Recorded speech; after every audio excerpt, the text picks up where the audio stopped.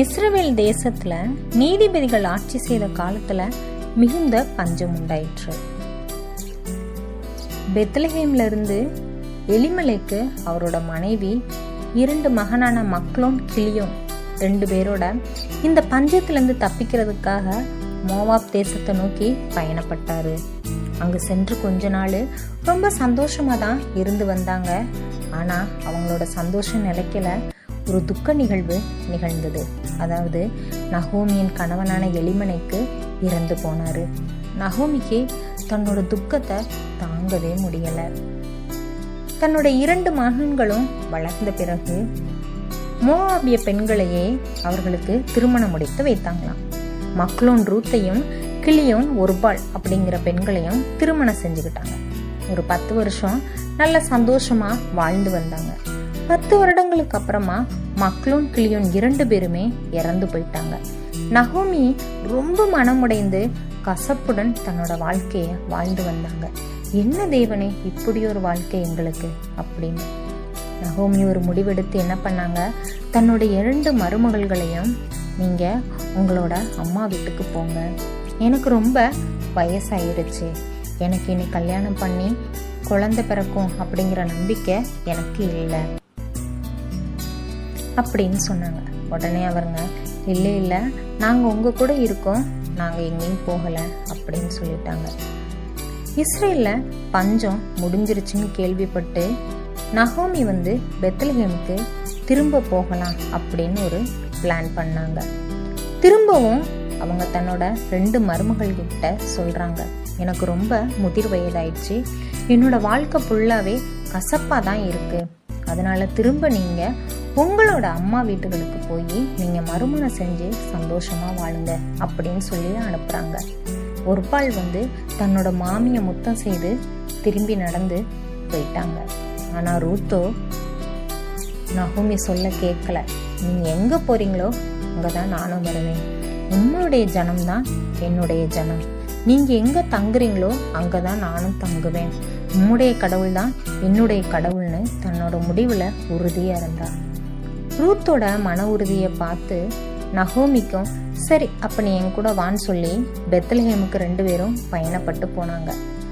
Bethlehem அடைஞ்ச உடனே அங்க இருக்க மக்களுக்கெல்லாம் ஒரே ஆச்சரியம், இவள் நகோமி தானே, இது நகோமி தானே அப்படின்னு சொல்லி எல்லாரும் தங்களுக்குள்ள பேசிக்கிட்டாங்களாம். அதற்கு நகோமி என்ன சொன்னாங்க தெரியுமா, என்ன மாறான்னு கூப்பிடுங்க, நகோமின்னு இனி கூப்பிடாதீங்க அப்படின்னு சொல்லிட்டாங்களாம். ஏன் தெரியுமா, தேவன் என்னோட வாழ்க்கைய கசப்பு நிறைந்ததா மாத்திட்டாரு, நிறைவுள்ளவளாதான் இங்கிருந்து போனேன், கர்த்தர் ஆனா என்ன வெறுமையா திருப்பி அனுப்பிட்டாரு அப்படின்னு சொல்லிட்டாங்களாம்.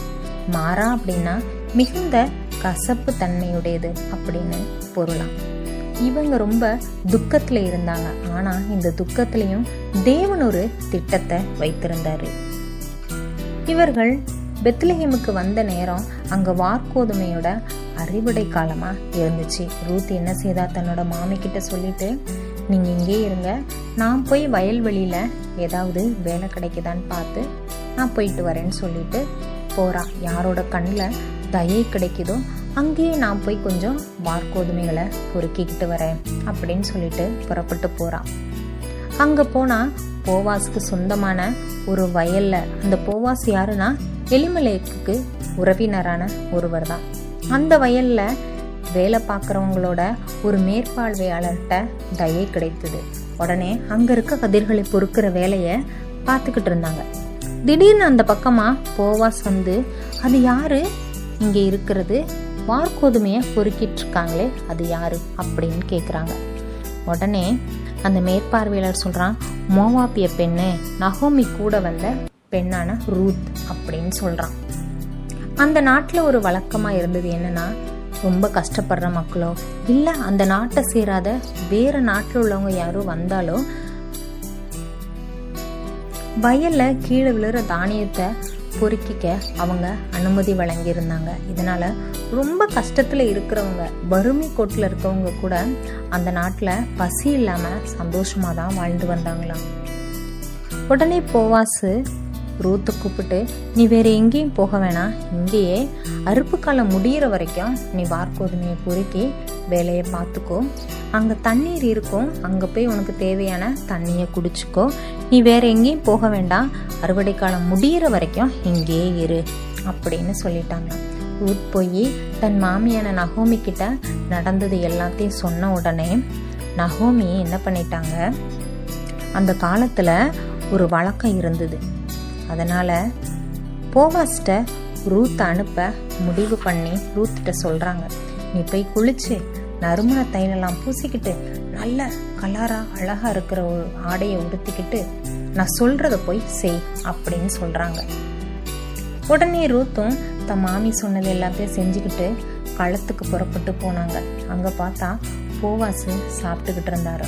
சாப்பிட்டு முடிச்ச உடனே தன்னோட மாமி சொன்ன மாதிரி படுத்துருவார் போவாசு.